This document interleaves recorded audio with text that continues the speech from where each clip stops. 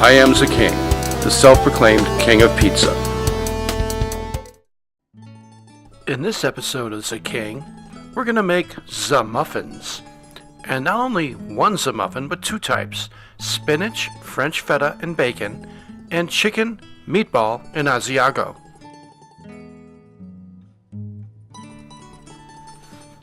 The first thing I had to do for the French feta and bacon was cook bacon, and I cooked a lot of it.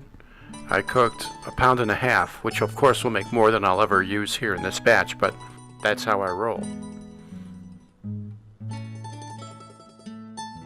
Man, there should be rays of freaking sun coming out of that bowl. It is delicious, cooked, crispy bacon.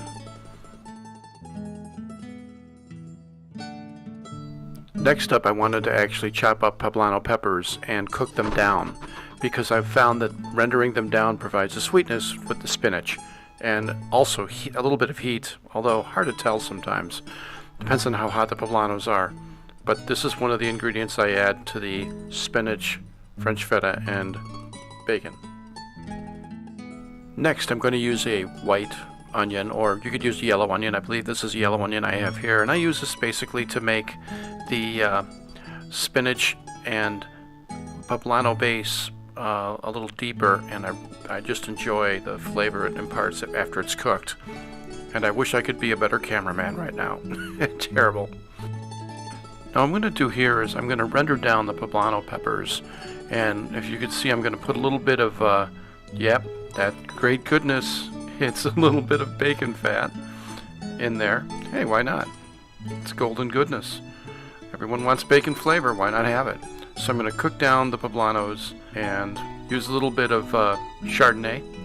Cook that down. Basically use that to steam out the poblanos and soften them up, and that will make some great flavor. What I'm doing here now is, hey now, what was that?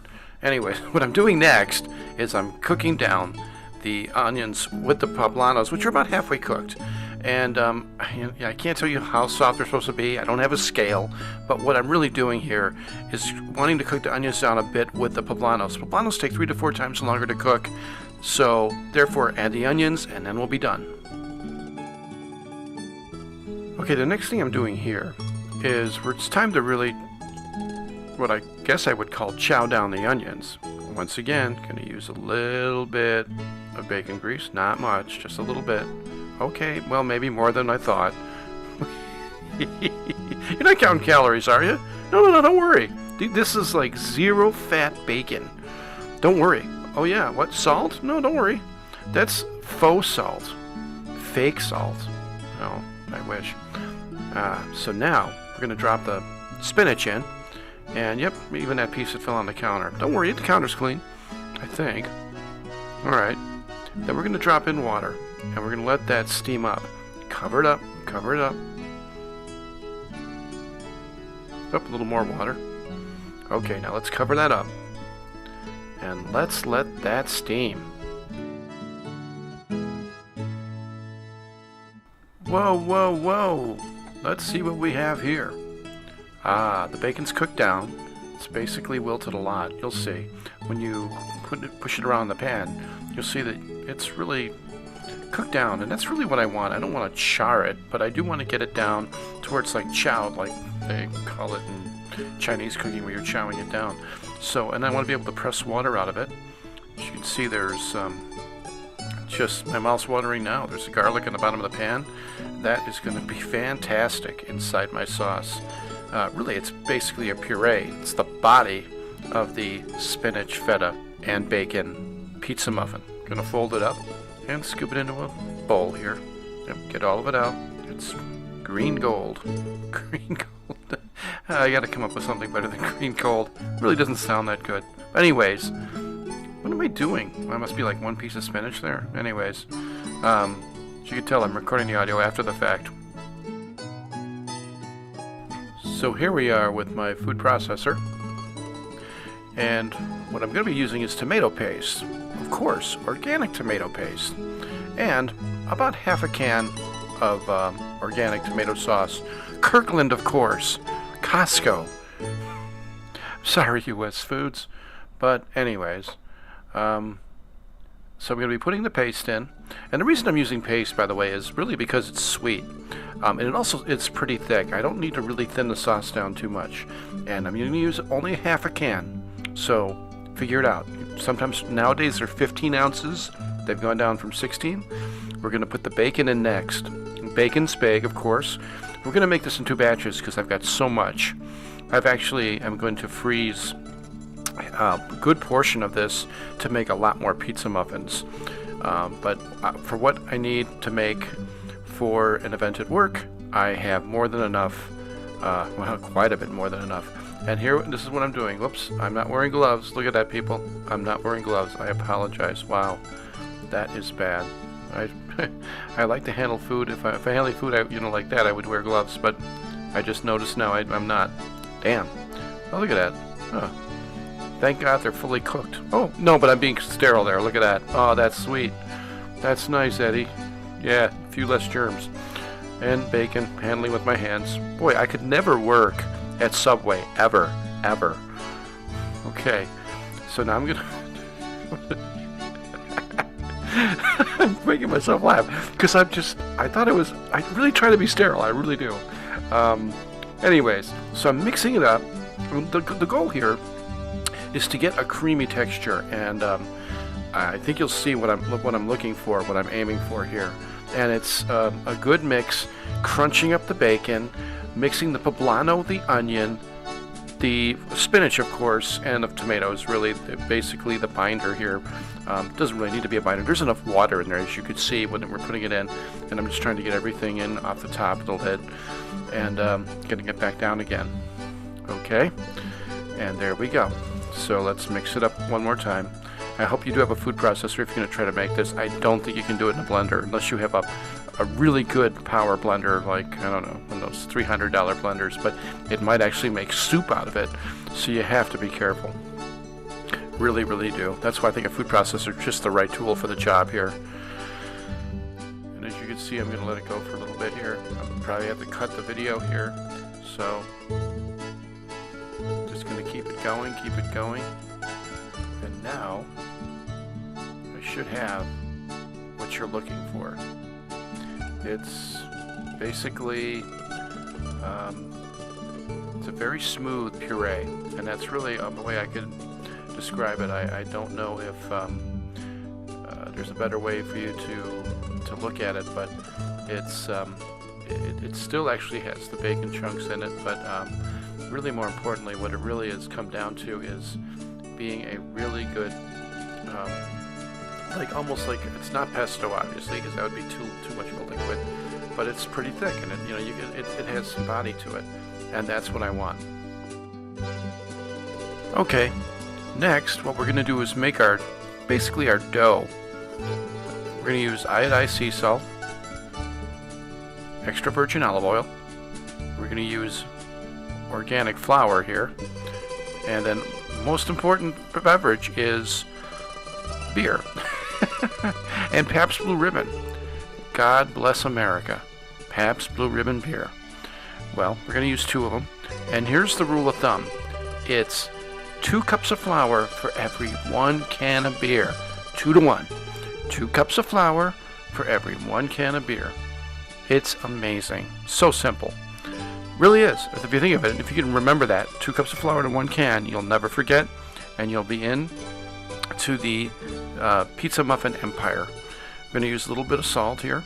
And I want to mention something here. Iodized sea salt, I don't know if many of you know this or not, but iodine and yeast do not necessarily get along. Matter of fact, they don't. If you're really a serious baker, and I ran out of, I was really ashamed to admit this, I ran out of non-iodized salt. So I'm using a little less salt, but I'm going to use a lot more yeast. And you're going to see here, you can see I buy a pretty serious yeast buyer. Actually I had 2 bottles like that. I'm down to now 1. I buy 2 bottles like that at a time. I'm using twice as much yeast as you normally would. You could probably get away with 1 tablespoon if you're using regular salt. I'm using 2.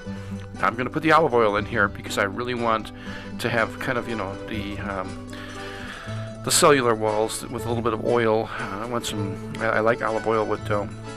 And as you can see now, the yeast is starting to be absorbed also, and we're going to whisk it in. And this will rise, by the way. But I've got to emphasize, if you're going to make any kind of dough that's going to rise with yeast, try not to use iodized salt. That's all. But this will work because I'm using twice as much. And actually, I like twice as much because also imparts a great yeast flavor.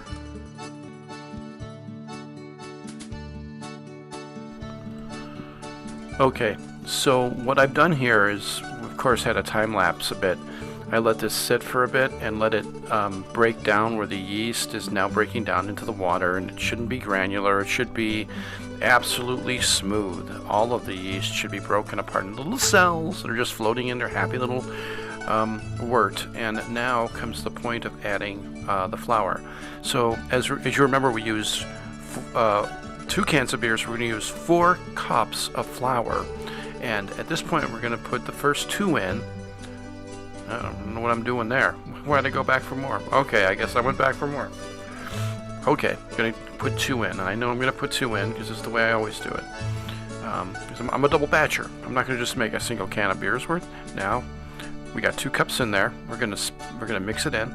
And we're going to make the consistency of basically a pancake batter.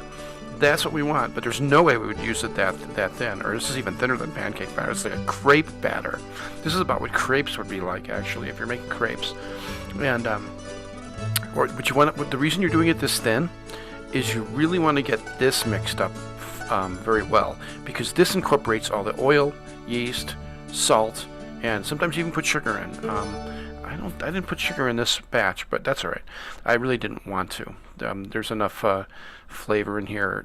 We don't need to actually have the sweetness. The tomato actually imparts that. Now, the last 2 cups go in, and this is where it gets to be a little more work. All right, so I'll put that one in. Come on, let's get a little more out. And I'm almost out of flour. It's time to go buy another 10-pound bag of organic flour, which I really do believe in organic flour. I'm not gung-ho on a lot of organics, but for flour, absolutely. There's a lot of pesticides and grains. That I do know. Okay, so let's mix this up, Eddie. Let's go. Stop stalling. What are you doing? Come on, Eddie. Oh, let's go. Oh, baby. Just a little more. Okay. I must have thought I was cheating the mixture. I don't know. Anyways, so now the point is to mix it up. And really just poke it in, and really what you want to do is get anything dry, wet, right away. And I'm going somewhere. No? Coming back. I don't know what I went to go do. Alright, so here's the part where you really have to mix it up. And although it's easy, you don't even really get your hands dirty. Look, I don't have to do anything. I'm even wearing gloves because I'm not going to put my hand in gloves. If you see me on my other pizza videos where I handle dough, I always wear gloves. I love gloves. I really do. And of course, earlier I handled some food without gloves, and I apologize, but normally, and you'll see when I make the pizza, I actually do wear gloves because I do believe in sanitary aspects of food. Alright, so anyways, enough of my yapping. So here it is, and you can see it's getting smooth. Now here's where it's really thicker than a pancake batter, but much thinner than a pizza dough. It's kind of in between, and that's the gauge, I guess I would say. It's in between a pizza dough, of course, which is way thicker than this. I mean, it's thick, and this is like you could say it's very like a thick pancake batter or a very thick cake batter, but only the densest cakes that I've seen have a batter like that. And but look, what you're seeing here is the byproduct of an exact match. 2 cups of flour to 1 can of beer, and then what I'm going to do is scrape off the sides and just make sure it all gets down in there, because what I'm going to do is I'm putting this up at the top of our cupboard, and there's nothing up there, and it'll just sit and it'll be isolated and it can rise, and that's all I want to do here. That's all I want to do, and I'm done. Next, what we're going to do is put that up and let it rise. While the dough is rising, I'm cooking the meatballs from IKEA. Yep, IKEA meatballs, the best ever made. I think they're called something like Bill Black Jerk or whatever. I don't know how they name products. Okay, next what I'm going to do is drop the dough and let it fall. As you see what's happening, it's been rising.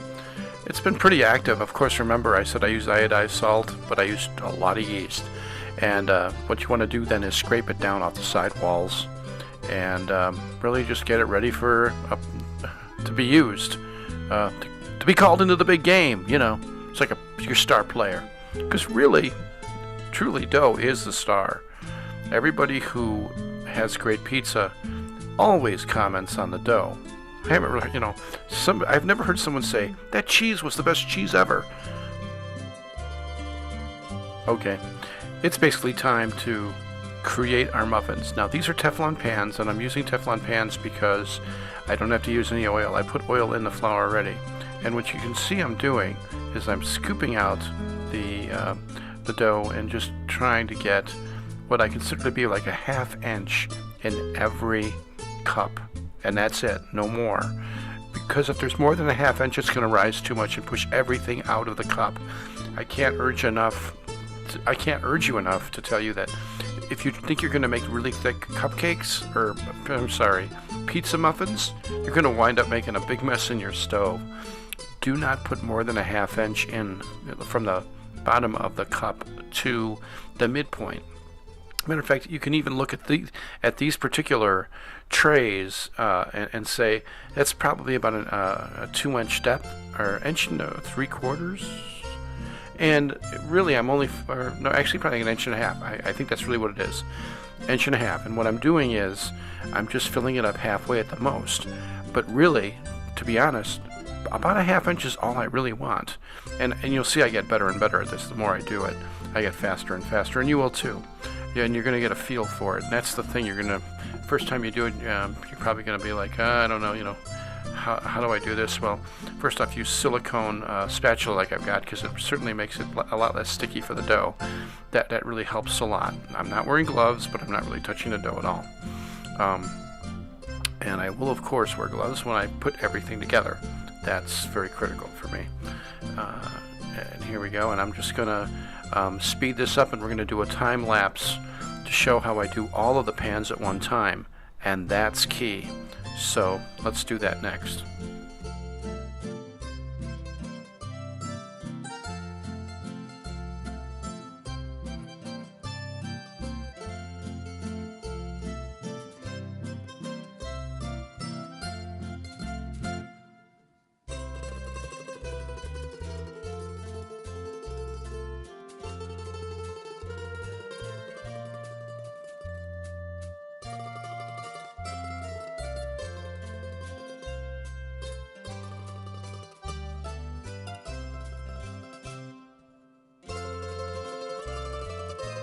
Okay, enough of the silent movie action. Let's get to making the muffins.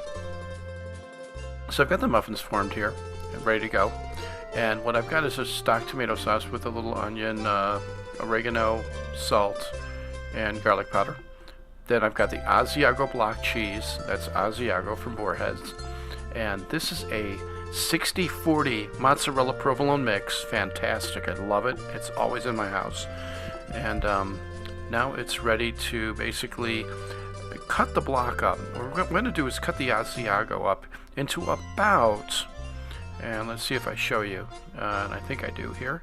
Yeah, well, it's actually about, I'd say, a little over a 1/4 inch thickness, and really, it's a pretty big wedge, because that's the bed, that's the bottom of the chicken. And yes, I'm putting a little extra in there because I cut them too thin. That's what I thought, because they really need to be about 3/8 of an inch. That's really what you want, 3/8 of an inch thickness in those blocks that are going in there. I shouldn't have to be cutting extra strips, obviously, and that's right. I want that bed to be a mighty great bed of Asiago cheese. And we'll continue to make them here, pulling them off the knife, and there, I'm wearing my gloves. See, how about that? There you go, because I'm handling the food, really. This time around, I'm handling, food that's not cooked, food, although it will be cooked, but gonna cut some more cheese.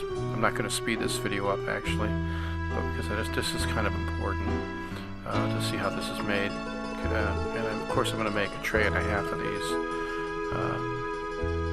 And lay the bed in there of the Asiago cheese.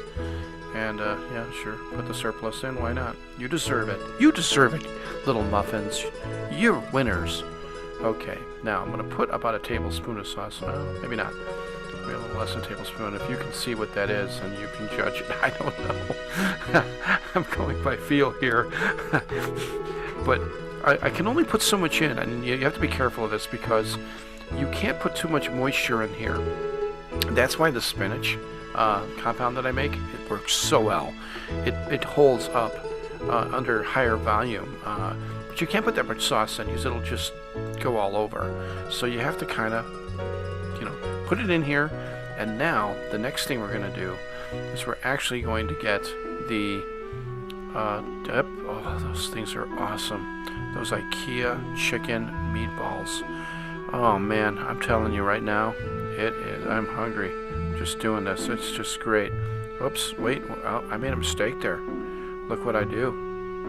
Oh, I put 2 in and I say no. No.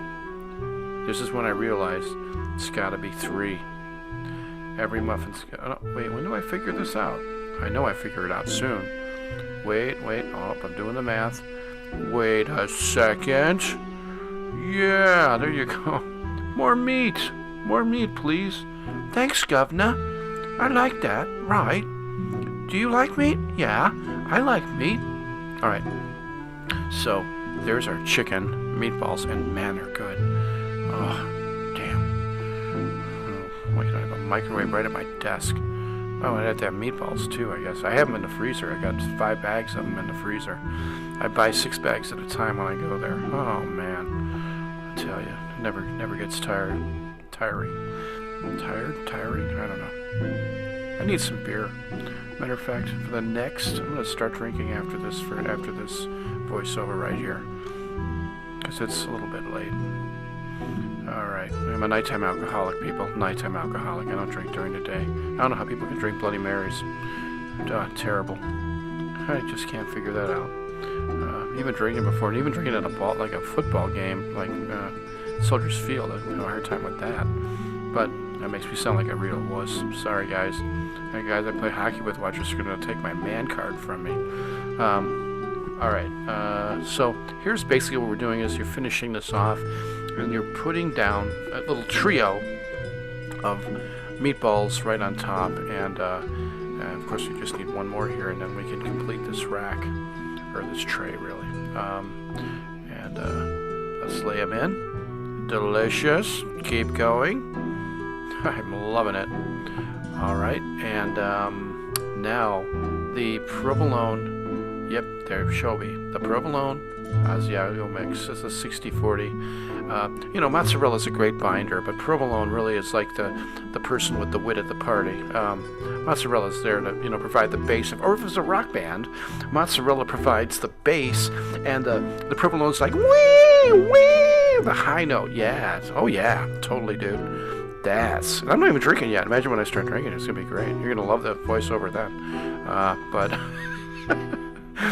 HR, get a copy of this. It'll be awesome. But anyways, this is really the binder at the top. And you'll see that when you cook this, and you'll see when we take them out, this really gets down to a golden brown. And oh man, it's the angels. I hear angels singing when I pull these trays out. I really do. And I'm running out of cheese. I gotta go get more. Of course, I got a bag of it, so no problem. Eddie, go get more cheese, please. More cheese, please. Oh, come on, Eddie. Let's go, dude. Yep, dump every ounce of goodness in there. And go get more cheese. Go, there it is, right there. I break up the 5-pound bags into 1.5-pound bags. And then I just keep them ready for use. Okay. And one last one there. And after this, you're done. But remember, I'm making about 3 of these. I'm making about 3 dozen. Split evenly. And we're ready to go.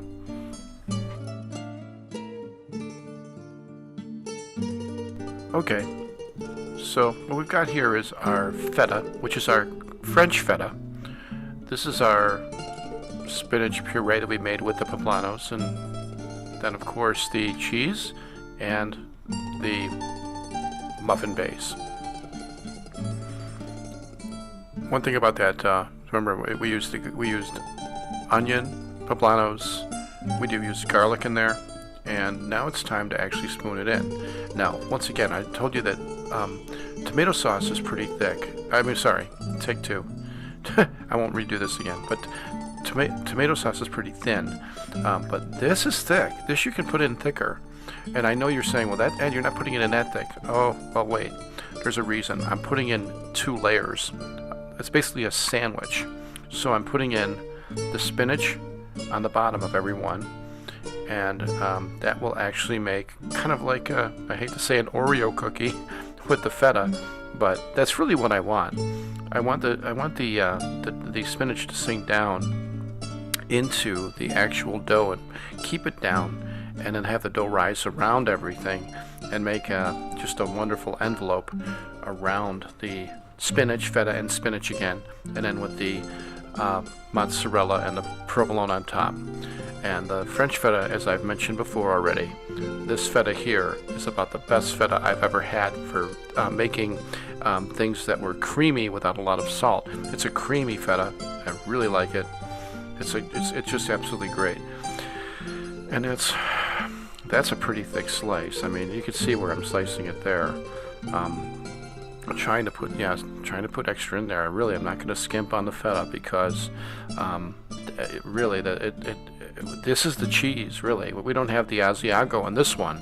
What we do have is the feta, and the feta imparts just a great creaminess. I believe this is actually a goat milk cheese. I don't think it's actually dairy, which is another reason I actually like it. Very unique. And let me just see. I might go here and let me have a sip of my beer here while I'm operating the electronic equipment. Thank you. Oh yeah. Sam Adams 76. Sam Adams 76. When you're in the kitchen, have a Sam. Have a 76. Okay, back to the show. All right. So once again, you can see that I'm making the muffins, and I'm putting in, the feta that I think I should.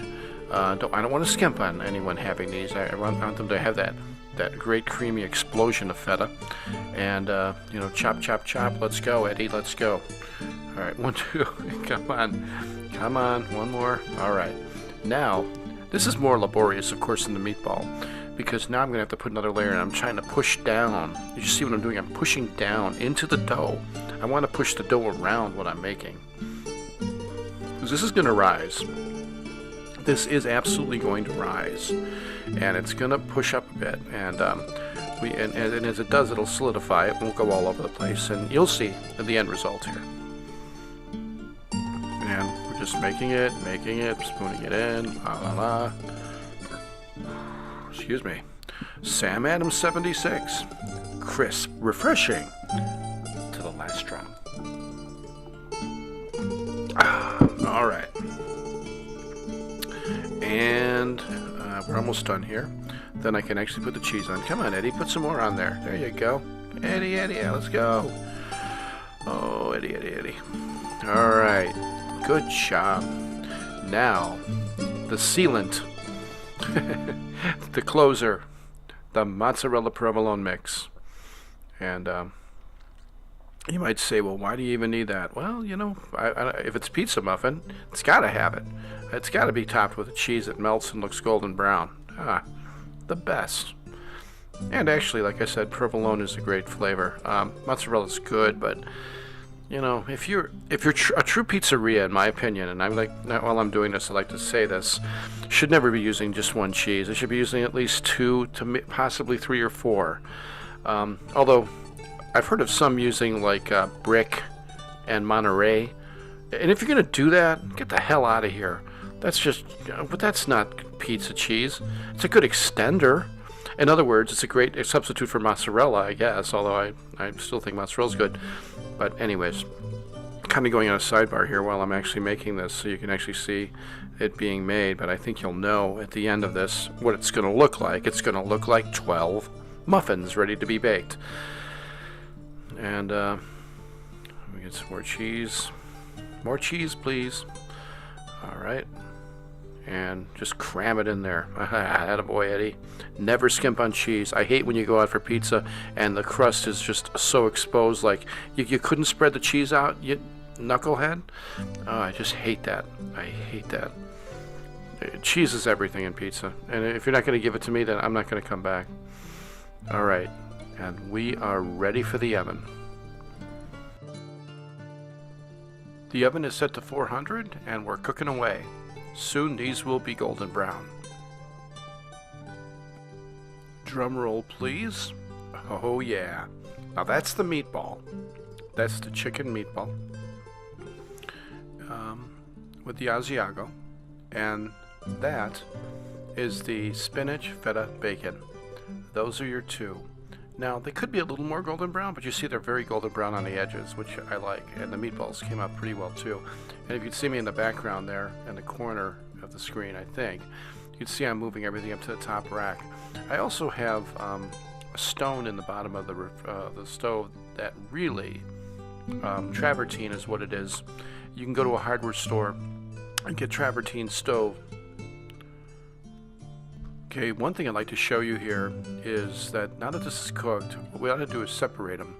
And how do you do it? Easily? With scissors. I know it seems funny. And what you want to do is you want to pull them out of the pan. That's another thing you want to do. And you're saying, why? Well, look over to the right of your screen. You see the way I turned the muffin tin upside down, and I actually pulled them and put them on top upside down so they're cooling from the side? That's to really firm them up, because you've cooked them, and there's a lot of moisture in here in these muffins, and that's really wonderful. But you also want to try to get the moisture out of them somewhat. As you can see, I've got it out, and I can actually pick them out and pull them out eventually. I don't know, I'm having a hard time there. I remember that one was actually they're all cooked. They're all thoroughly cooked. And yeah, I'm going to use a little saw action there. But this is really important, because if you can dry them out a little bit, and then when you freeze them and then thaw them again and have them, they'll just be wonderful, because they're super moist. You're saying, well, do I really want a moist pizza? Well, yeah, you do. You don't want like a big dry briquette. It's the whole idea is it's not crunchy, but it's a very flavorful experience, and you really want that dough to not be overly moist, and it will still have a lot of moisture within it. And really what you're doing is firming up the dough. At this point we wanted to stop cooking anyways, so we want to start cooling it off. And at this point I'm putting it on. Believe me, the countertop is clean. I actually used vinegar on the countertop earlier, and now we turn the pan upside down, and we're putting the muffins on top of the tray here, and it becomes our little cooling station. And this is a great way to make sure that your muffins are cooling. They got air all around them. A good way to lift them off the counter. Not that that matters. If the counter's clean, it should be no problem at all. But as you can see, I'm doing a lot of cooking. You do want to lift them off the counter so you don't bump them off. There you go. And now they're ready to cool. Excellent. At the end of it all, I came up with 3 dozen great saw muffins, 18 chicken meatball, and 18 spinach feta and bacon. Enjoy.